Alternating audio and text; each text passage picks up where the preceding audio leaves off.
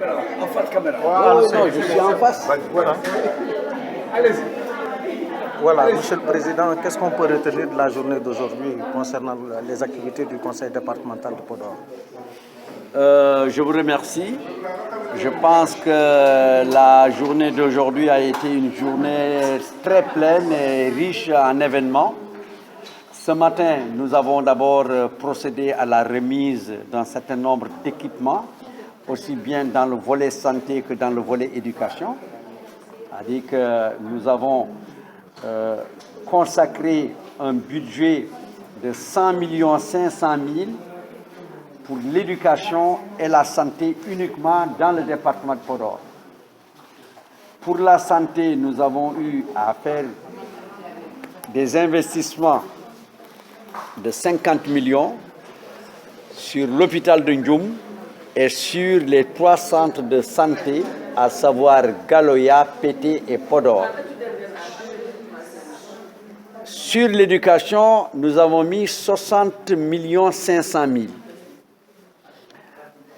avec l'acquisition de 24 ordinateurs, 24 imprimantes, l'acquisition de 1000 tables bancs, l'acquisition de 5000 cahiers de 96 pages et 5000 cahiers de travaux pratiques et aussi de 1200 boîtes de craie blanche et de 608 boîtes de craie de couleur.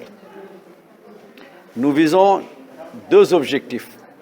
Améliorer la qualité de l'enseignement au niveau de Podor, améliorer les prestations de santé au niveau de Podor.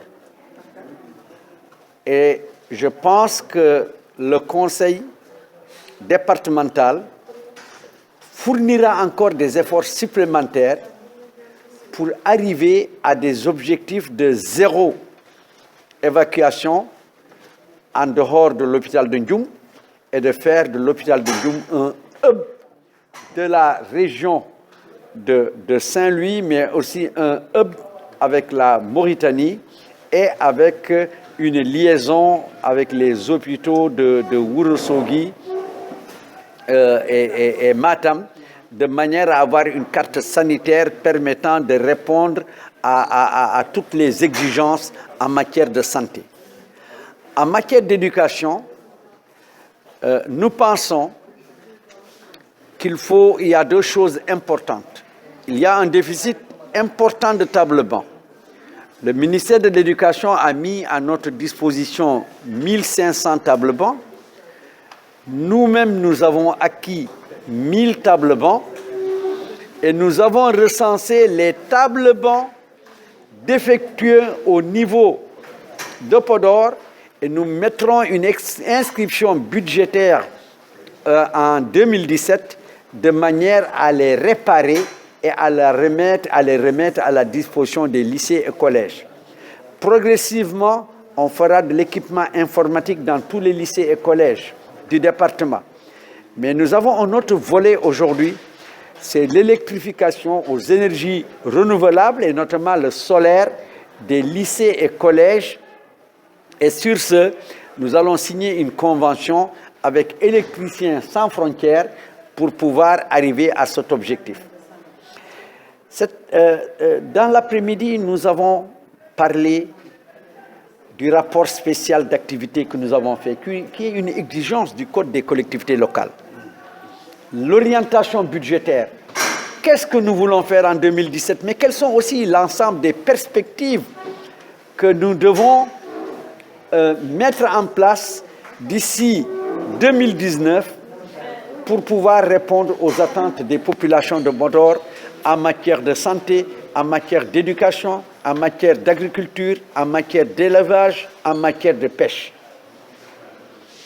Je crois que les conseillers ont bien étudié leur dossier, ont posé des questions pertinentes qui nous permettront de mettre à jour le plan, la note d'orientation budgétaire et de pouvoir réunir une intercommission, cette intercommission avec les chefs de services départementaux afin de faire un budget 2017 réel et partant des besoins exprimés par les médecins, par les éleveurs, par les éducateurs, et de manière à refléter la réalité de notre département et accompagner l'ensemble des acteurs pour arriver vers un Podor émergent. Et nous voulons placer toutes les activités du conseil départemental dans le plan du Sénégal émergent. Et à ce titre, je dois vous rappeler que nous avons développé un plan de développement de Podor sur 5 ans. Ce plan est financé avec l'appui des Yvelines. Nous avons pu aujourd'hui arriver à la phase finale. La version provisoire est faite.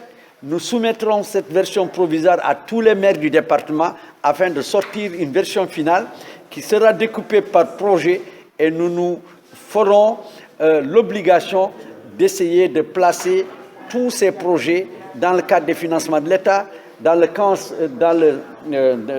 cas du financement des bailleurs de fonds, notamment les partenaires techniques et financiers, mais aussi dans le cadre de la coopération décentralisée. Et parlons de coopération décentralisée. Nous saluons la coopération que nous avons avec les Yvelines.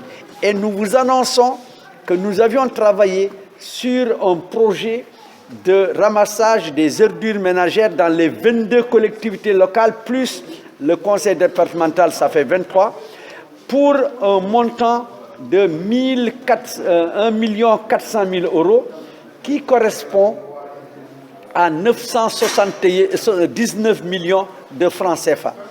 Aujourd'hui, ce financement est acquis et nous avons une contrepartie de 15% à financer. Je pense que ça, c'est l'élément nouveau. C'est pour la première fois que dans le cadre de la coopération décentralisée au niveau de Podor, il y a un financement aussi important de 919 millions de francs CFA.